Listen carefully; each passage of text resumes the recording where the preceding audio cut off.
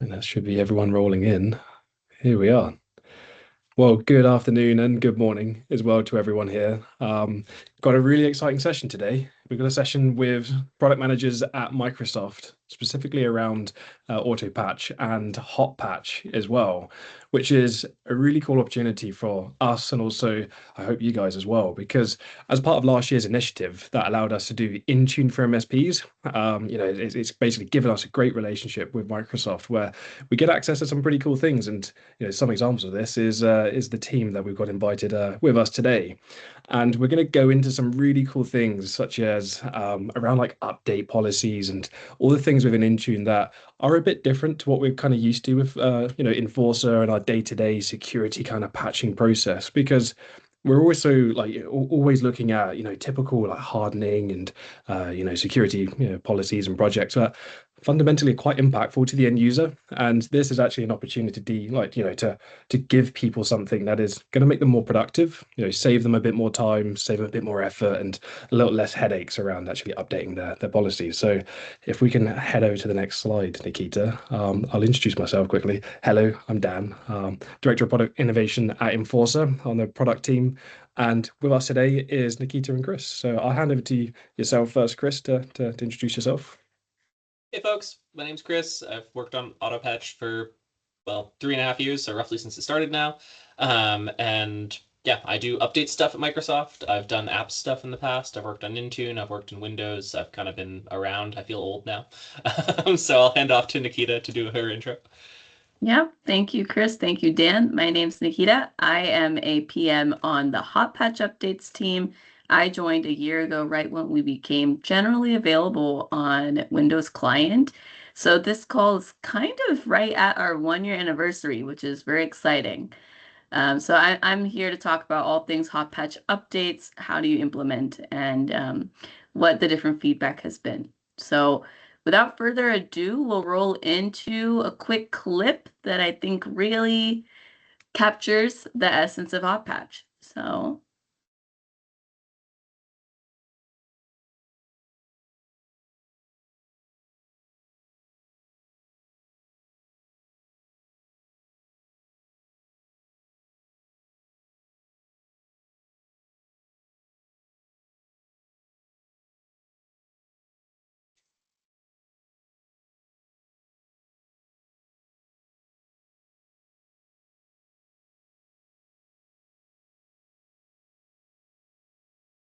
all right.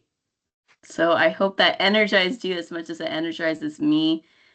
We really love that clip, and that is a pretty new clip because it just shows that Hotpatch updates is something that helps you get your security updates without a restart. So there's a lot of advantages to this.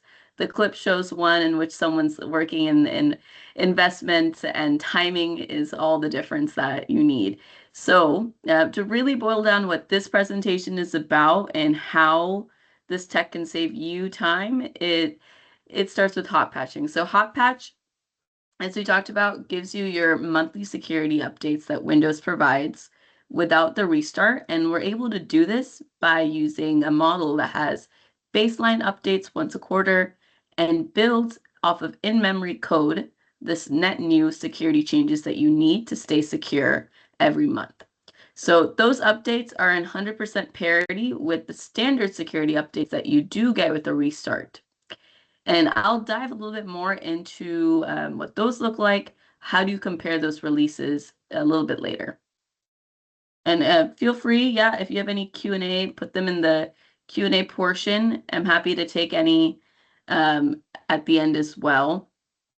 But the key benefits with hot patch updates is that you get secure faster. And in this day and age, and truly over the last, I would say 5-6 years, it's always been there, is there's a lot of different security risks and vulnerabilities that are being discovered every day, and different things that on the Microsoft end, we're working hard to solve. And as an extension of Microsoft, our customers, we're really hoping for a high security compliance rate to protect everyone, especially big enterprises, end users, any kind of small business or consumer back at home. We're looking for ways to optimize how you can secure quickly once threats are known. So that's our primary focus here. The other piece, though, is improved productivity because you don't have to wait for your restarts to get secure. You have high availability. You're able to keep uptime in critical moments and not have to think about how the restart may impact your workflows. And additionally, and especially with Autopatch and what Enforcer does on top, you get a lot of good savings from the orchestration layer and being able to take care of update management via our policies here. So those are the quick 3 of Hotpatch benefits. This sounds great, but what does it look like for your end users, your end device? We've put together a quick demo here. So I'm going to hit play. You'll see 4 screens. So we've laid over the Windows Update screen where you can scan for Windows updates on your individual PCs. On the top right, we're playing a video that might take a lot of performance usage, maybe. We're also pulling up our command prompt to check for what build version we're on. And then I'm tracking our CPU usage because this is what we're trying to show is when you do scan for updates and you see that Hotpatch update is available, and you'll see in that top left, it's starting to install, there's not really going to be much of a spike in CPU. So that means for that end user who's getting this install, the security updates, you're not really seeing a performance difference. It truly can be seamless and disruption-free. Satya Nadella is going, I'm not seeing any lags in our video there, and voila, I see a green check mark on the top, and the build version has changed. So that is my indicator that I have, in fact, gotten an update, and my screen didn't blink. It really just happened. So unless I had all those screens pulled up, I wouldn't have known that I just became secure by default. Obviously, in this demo, we did hit check for updates to trigger that. But essentially, if you have Hotpatch updates enabled, that's how your PCs will act twice every quarter because you don't need the restart to get secure. Okay. So talking about that security speed, we do a bit of analysis every now and then to understand how quickly we're able to move our companies and even our own Microsoft team faster towards security compliance. So this data on this slide is real data. We've anonymized which companies we've chosen here. But in general, we're seeing that if you enable Hotpatch in your update policies, you're able to get secure over 50% faster. And so you're thinking maybe, okay, you said immediate security. Why isn't that not just 1 day to become secure? Well, we still allow for deferral policies and different types of ways to lag off of when Windows updates are available. So for example, if you can configure your policies to go out maybe a day or 2 after they're available, that will go into how quickly you're becoming compliant. But once you hit that window, security updates will come automatically if you have Hotpatch enabled. And we do have a quarterly release cadence that I'll get into. But in general, this has been a very sticky point for us where we're really seeing not just time savings, but big security wins for our customers here. Okay. And don't just take it from me. We also have talked to our different customers to get feedback and say, hey, like, do you like what happens with Hotpatch updates? Are there any elements where you think like it's not really adding a value or something? But across the board, we're seeing in general, it feels like a good no-brainer type of thing to add. And so lucky for you, this is going to become a default state if you have your updates configured with our system here. So when we say we're bringing this enabled by default, what do we mean? We mean there's going to be less of a need for you to switch on Hotpatch, but there'll be more ways for you to toggle and check out if you want to turn it on or off in your tenant, or as you'll see with our Enforcer demo, to look at specific device groups and configure it that way. Okay. So next, I want to talk about the logistics of Hotpatch updates, especially since that enable by default change is coming. What you're looking at in general is the standard servicing model. So this is the security updates that you get and your non-security and feature updates you get as Windows updates month to month. So if you're on the standard servicing models, once a month, you get the whole bundle. You get features if they're there, non-security updates, and the core security cumulative updates that we push out to secure you against known threats or internally found threats as well. Once you're opted into Hotpatch, we have a different servicing model that kicks in. So as I mentioned, we have a quarterly baseline schedule. So you'll see there's some months like January, April, July that are labeled as a different color. Those are your baseline months. Once your PC gets that baseline update and you opt in to Hotpatch, the following 2 releases are going to be your core security updates, but without the restart. So you'll get those in February and March, as in this example. And then next quarter, April, you'll come back down and get the standard servicing update, which includes any non-security or feature updates that might have shipped in February or March. So this is how that cycle continues. So you get your April baseline, May, June come around, you get your core security updates and you're secure immediately against those without the restart. And then again, July, you get your baseline. So I'll pause here. I'll let everyone digest how that flow works. I do think this is going to be something where we see a bunch of goodness in getting immediately secure, but it's also important to know when that restart does come in. January, April, July, and we've only shown half the calendar here, a little bit more, but this continues on to the end of the year. So we have October as the final baseline month. Cool. Okay. So I think besides this, we'll cover a little bit of what makes a device eligible for Hotpatch. Many of you are already eligible for Hotpatch, and that is through your required licensing and the type of devices that you operate with. So we're available on both AMD 64 and ARM 64. As we talked about, we have quarterly cycles of getting the security updates only. And the Autopatch management layer is something that we'll dig into as well. And required licensing, we've worked really hard to make sure that the customers that we work with and that we see would really want this feature can be a part of the story here. So we started with E3, E5, we have F3, and then EDU licenses, W365 Enterprise, and also M365 Business Premium. So those are the licensing layers of what's eligible for this technology. And then I'll let Dan talk more about how Enforcer can help you enable this and toggle. Dan? Amazing. Yeah, nice one, Nikita. I was just looking at some of the questions that have just come into the chat to kind of understand some of the good questions that have just come out. So one was that we've answered, if we, Enforcer, are going to actually provide a bit more of an insight as to, the auto patch statuses. Has it rolled out? Has it not? And effectively, yeah, that's what we're trying to work on. There's a few constraints that we're trying to work towards, one of which is API access to be able to get us that data out. However, that's not something that's too far off the line. There's the team on Chris's side.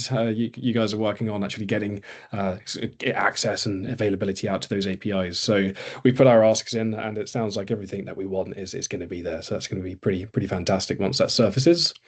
The second question was, so the baseline updates require a reboot and the mid-cycle ones don't.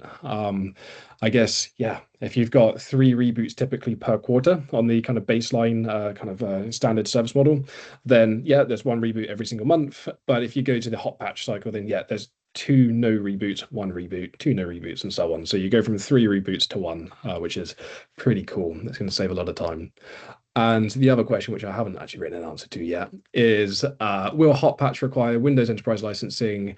And we just saw no. It does work for Business Premium. So if you're on the Windows 11 Business kind of process, then yeah, it works just fine. And am I right in saying, Nikita, that this is for Windows 11 24 H2 onwards?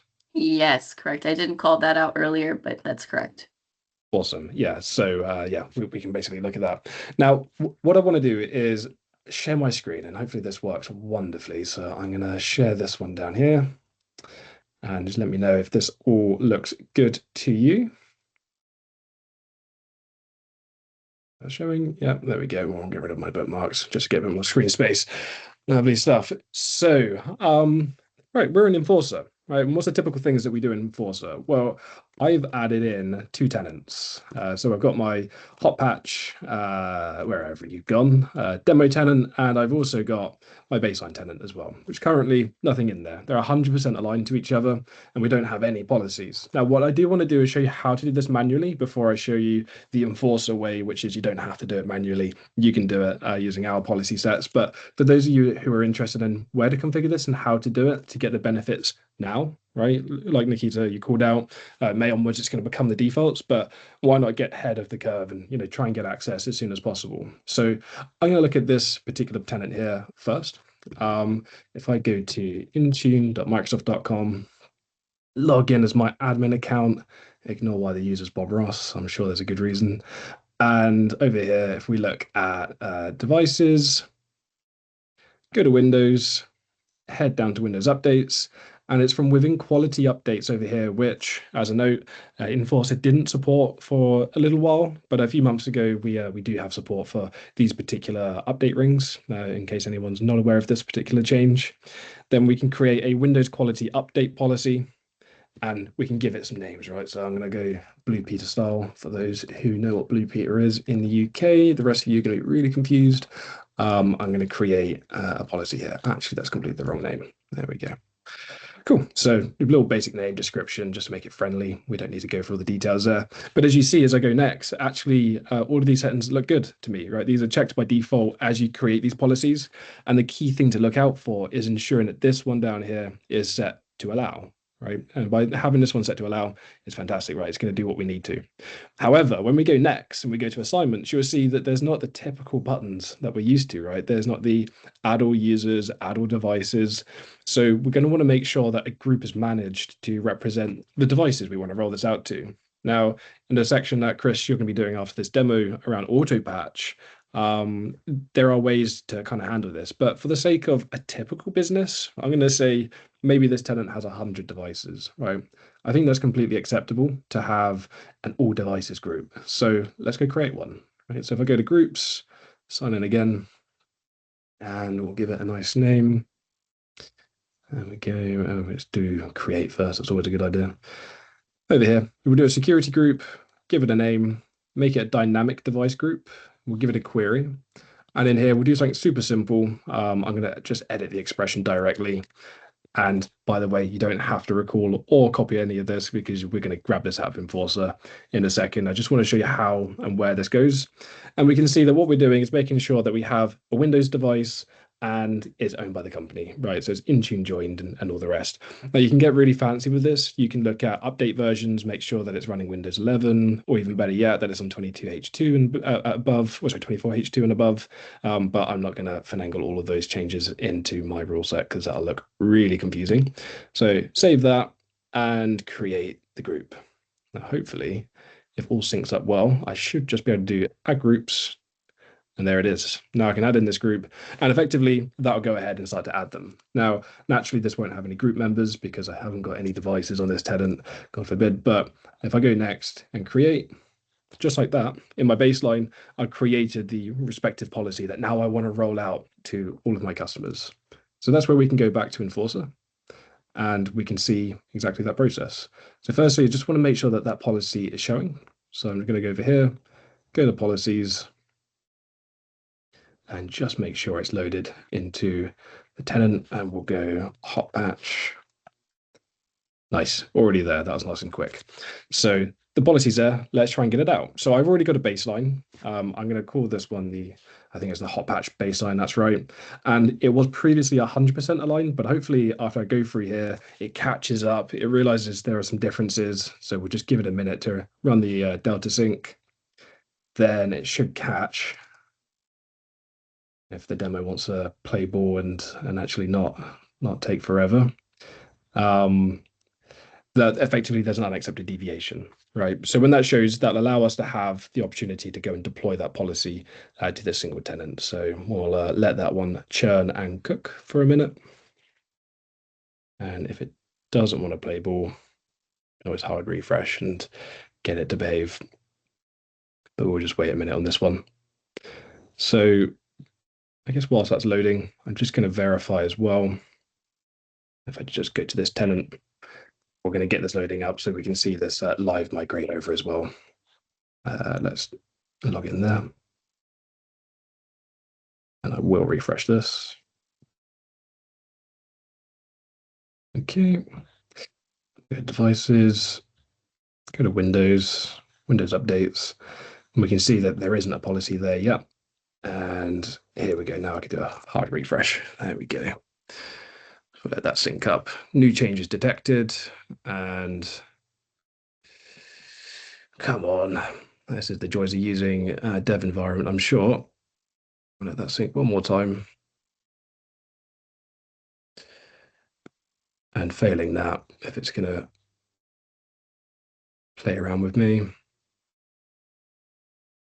we can pivot because my demo tenant is having a moment, and it's probably because it's fresh off the press. I'd created that tenant this morning, so I'm going to blame someone for sure, but definitely myself. So if I go into here, Hotpatch, let's go to the baseline tenant. We can do it this way as well. And in fact, I kind of would recommend this. The impact of rolling this out is pretty low, right? If you're sending this out to a bunch of customers who don't have, many devices, I'd actually recommend doing a one-to-many deployment in this case. So if I go in here and load up the Intune policies, he says, where is my policy? Have I deploy? Let's go to Hotpatch. Demo baseline next. And Intune, Windows, quality, Hotpatch. Select that one, hit next. And this is where we can send it to anyone, right? So in this case, I will send it to the Hotpatch demo tenant. However, I can also look at this and kind of consider different components to this, which is maybe I want to send it to all of these different, organizations, right? Typically a school might be a hard ask because they typically have a lot more devices, but I would say anyone who has that kind of sub 100, and Chris, I'll get you to kind of confirm this in a little bit, these are the ones that are good to send out. So let's say we did select, 100 customers just because we can.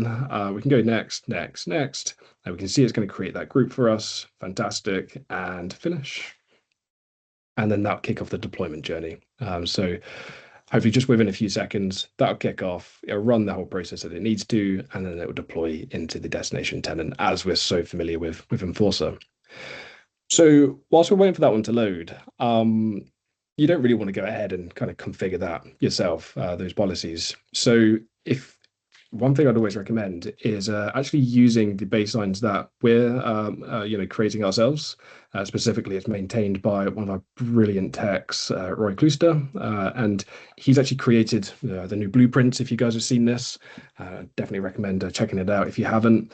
And in these blueprints, you're going to see a range of different things from services via tiers, but also the projects on their own. And in fact, if you look at the Windows projects that are available to you through Windows Core and Enhance and so on, you'll be able to see within the policy library here that there's already a Hotpatch policy that's in place here today. So if you want to go into this baseline, subscribe to it, and then you can take that from our, blueprint project itself, put it into your baseline, or as we do recommend, you also have the opportunity to just take a project like this and go straight into deploying it yourself. So you can see all of the different things that are configured here, what they mean, how it's configured, what's going to happen, the kind of stuff you can copy and paste to your customer. So again, you don't have to go do it all manually. And by deploying this policy, it does have the associated group to it. So when you do deploy that policy out to your customer, it will create the group and it'll associate that to the policy as well. So you don't need to worry about either of them. It's fully managed for you. So that was enough time for it to deploy. Wonderful. And if we head over here, we should just see, if I refresh the page, that hey presto, is turned up in that tenant. So just like that, any devices that are enrolled, they'll pick up the policy over the next few hours, next day or so, and it will start to apply the Hotpatch policy directly to that device. So yeah, that's pretty much the demo. Unless I want to see if our good friend tenant alignment is going to behave, but I'll come back to that one because it was probably me pressing the wrong buttons. So what I'll do is end it there and hand it back over to Nikita to put your screen back up, and Chris to talk about the wonderful world of Autopatch and how that kind of crosses over with Hotpatch. Yep, sounds good. Let me reshare. Thank you, Dan, for the walkthrough. All right, Chris, give me a second. All good. Yeah. Thanks a bunch for the demo, Dan. I think it looks really cool with how it's all come together. And honestly, I think the Enforcer product's really pretty slick in that way, building on top of all the graph APIs and making it work together. And so another thing you can look at within Intune is Autopatch. And so Hotpatch is one of many features of Autopatch. We love it very dearly, which is why we talk about it quite so much. But the important thing to do, I saw someone mentioning Active Directory and WSUS, is like Windows Autopatch is the only way to approve content from Windows Update. That's like the core value of Autopatch. We do a bunch of other stuff too, but if you're leaving with like one product statement, is it's the only way to control which feature updates are deployed, which quality updates are approved, drivers, all that sort of stuff. Because the way it works is you have essentially Windows Update over here hosts all the content. You have Autopatch kind of in the middle between it and Intune. And Autopatch actually stores the record of like, hey, this device is approved for this content, and that's what goes down to the device. I'm assuming most folks are familiar with like what a feature update policy is within Intune. That uses Autopatch. It's the deployment layer that says, hey, this is the version of Windows that you want your devices to be on. If a device isn't registered, which means they don't have any policy applied, then great. They're just going to get whatever the latest content from Windows Update is. But this is where you can kind of add some value as an MSP, and how you can think about some of this stuff is you can choose, is your customer big enough? Do they have a large enough risk profile that they want to manage updates? Or are they in the, I just want to take whatever Windows Update gives me sort of camp? Also being able to do things like standardize which version you're on, as well as provide patch compliance reporting are some other areas that can be useful. From there, essentially the way you can use it is just like, hey, what do you want to roll out, when, and how does that work? Dan was demoing the Windows Update ring policies earlier, and those are honestly some of the most used features that I think are super impactful. They're actually client policies that live on the device. And one of the most common questions I get is around how do you actually set up a device to finish updating at a specific time? And so there you can use essentially what I call the target compliance date, which is the offer date. So patch Tuesday plus your deferral. That's a number of days. So you say, hey, I'm going to have this device move 6 days out, 3 days out, whatever. Plus your deadline. That's when the reboot will actually be enforced on the device. And that can be done. You can set up those rings essentially with Enforcer today, as far as I know,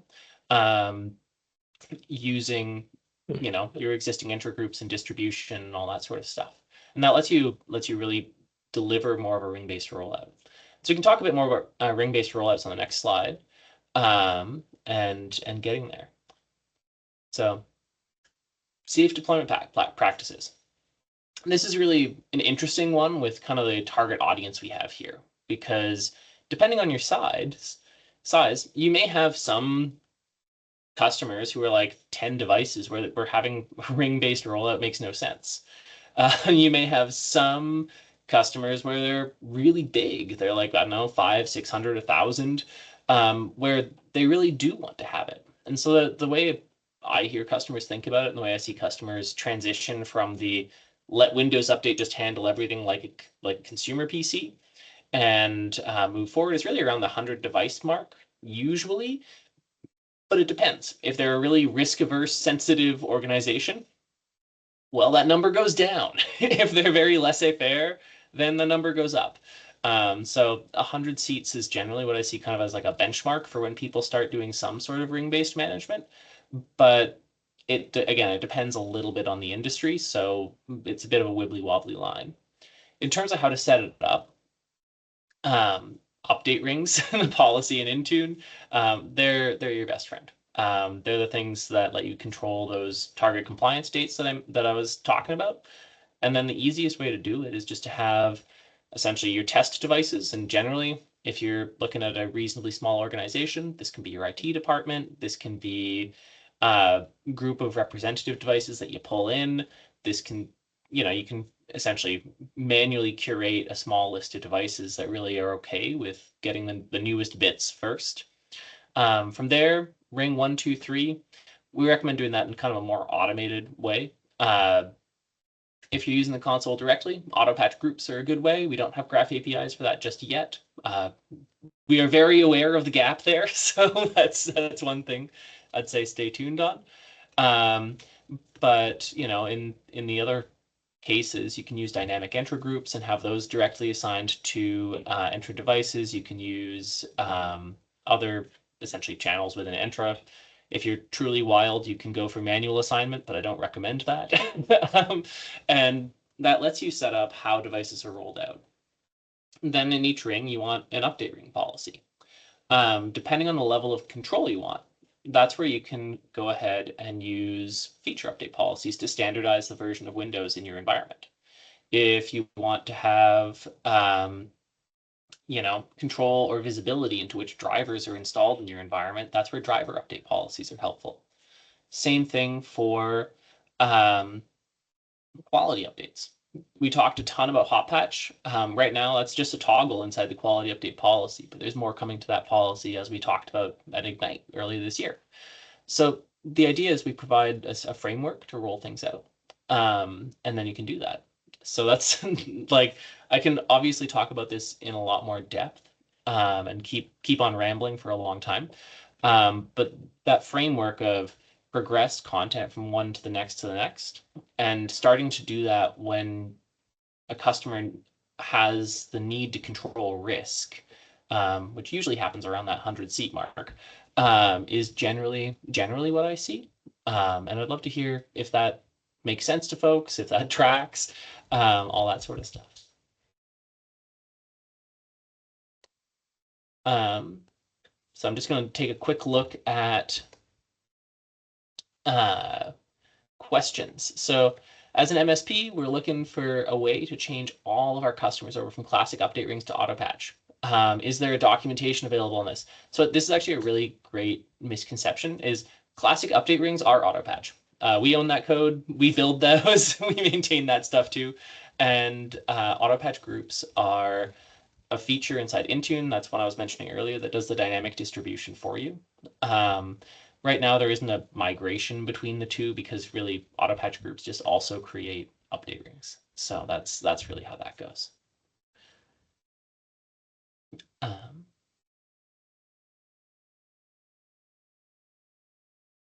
Thank you. And I think Mies had a question maybe Dan could address about expected date for when will we be able to roll out Autopatch groups via Enforcer.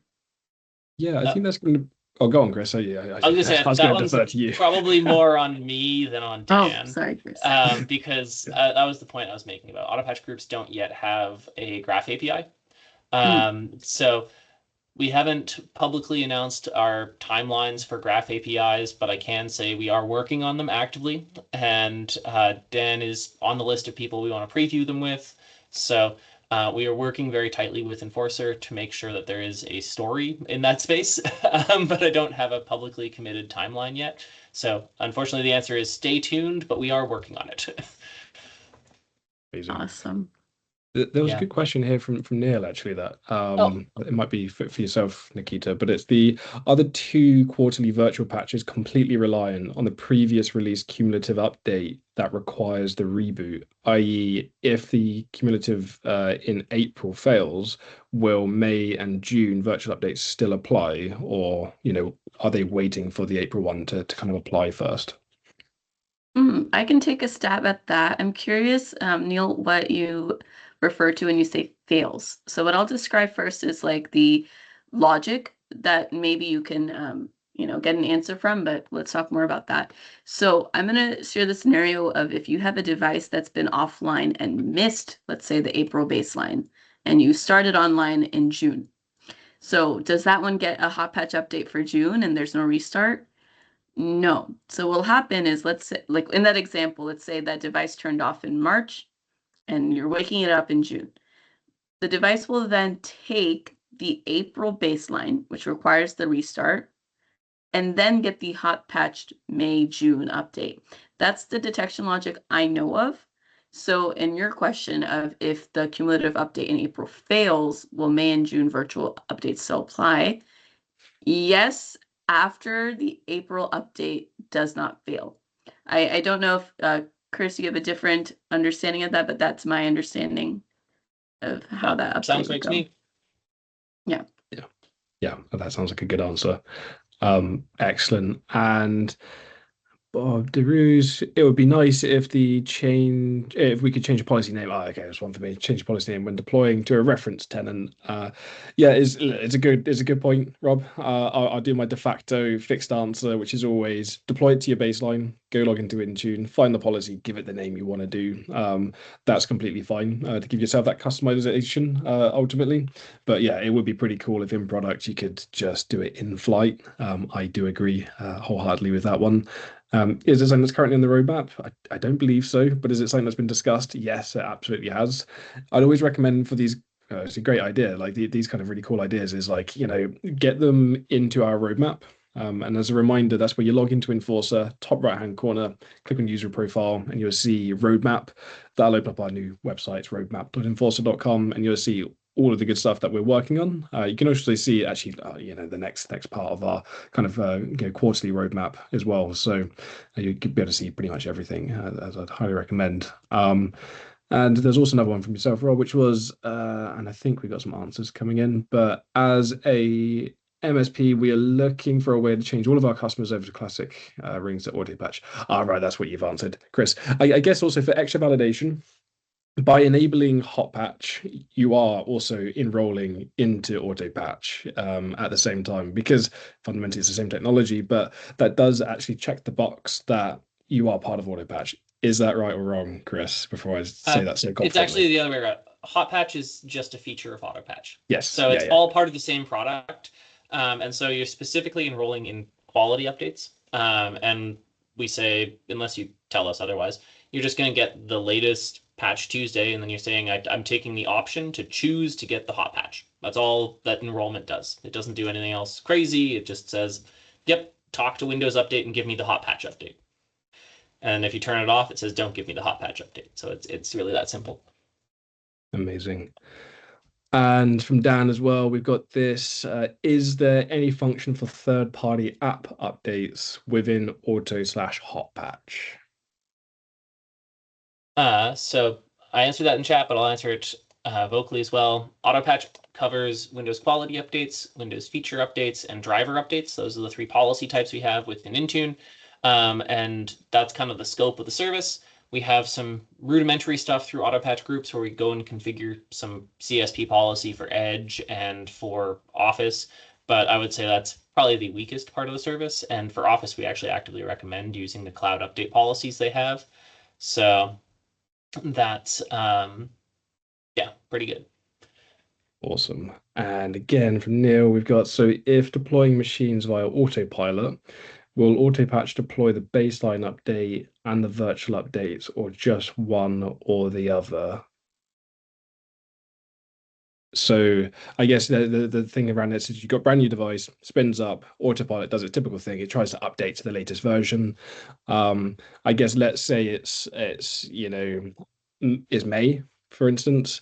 I assume, and I check some logic here, that because it's May, it's going to try and do the April update primarily, depending on which update rings you've kind of rolled into, and then it would do the cumulative security updates based on your hot patch. I guess that would be the typical process, but I guess I'll lean on you for that one, Nikita. I actually need to go and verify that. I'm not too sure about how Autopilot functions and chooses the updates. Chris, do you know? Oh, Autopilot chooses the updates. So Hotpatch likely won't apply during Autopilot because that's when the device ID, the actual Entra ID, gets added. And then there's a sync usually between the device getting added in Entra and then Entra moving that device into an Entra group, and then that Entra group getting detected as part of the Intune grouping and targeting, and then the Hotpatch policy being applied. So right now, when we're talking about quality updates during Autopilot, it is still one of the quality updates that requires a reboot. That's one of the things we're talking with Maggie over on the Autopilot team about, because there used to be but essentially were virtual device IDs for intro groups that we could use to pre-populate this sort of stuff. But with their new ADDP architecture, essentially that has fallen off. Again, sorry, probably way too detailed of an answer, because the answer is just, yeah, unfortunately, it's a reboot update. But that's maybe some of the sausage behind it if you were interested. Yeah, well, Chris, I learned something new. Thank you for sharing that. Of course. That's awesome. Thank you, Chris. And we've got a couple more questions. We've got Ross, going back to that failed patches question. In a scenario where, for example, the April patch just keeps failing, can you temporarily opt out to get the rebootable patches for May and June and then re-enroll after? Yes, that's a good question, Ross.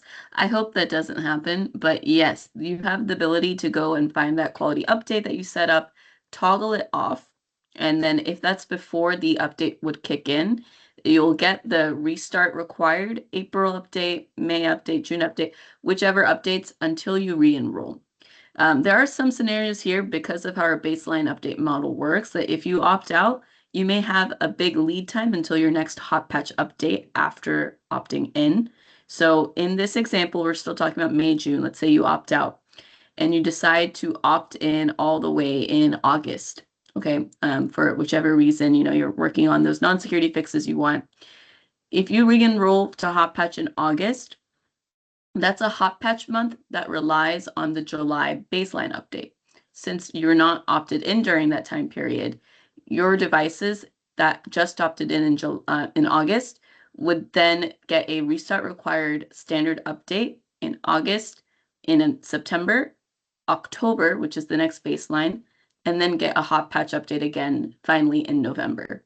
So I just do that to illustrate, okay, like you can totally opt out. Just be aware that that means that the Hotpatch updates may not kick in again until a little bit later, depending on where the baseline update is in the calendar. Amazing. Amazing. That's perfect. And Martine, we've got, will there ever come an update now function in Autopatch? Sometimes it takes a while and you don't really know what the live status is, so to say. I guess that's a little bit of us and Microsoft as well, because that sounds like something we could surface as a click this and it'll just go for an update everything. But I don't know if there's an API to do a per device update now. I guess that's a question for sure.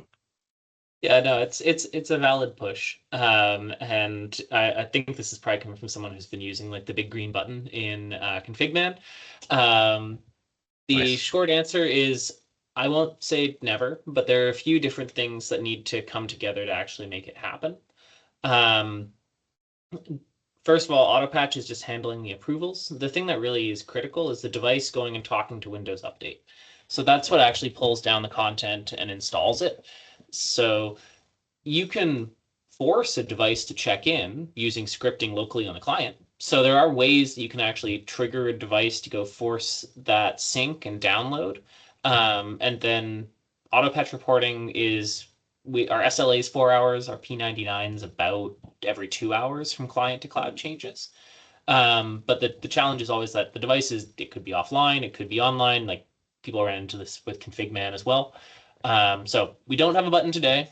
There is a workaround today through command line interface that you can kind of deploy scripts and do the IT glue around. Not my favorite answer, but it is possible. And someday, maybe, but it's not currently one of the things on our top asks, if that makes sense. Amazing. No, I think that's a good answer. It's a very good answer, because it's these kind of things that I can see the value for, especially when there's concerns around certain compliance requirements. I take the UK as an example, Cyber Essentials, right? There's a compliance standard where we're kind of expecting everyone to be on the latest security patches. So let's say there's a last minute audit, you want to quickly just get those through and checked in. I can imagine there's a lot of value to getting that out as soon as possible. And Trond, we've got the last question here before we probably wrap up and get some time back. But will Cloud Update for Office be available in Intune or different portal than config.office.com?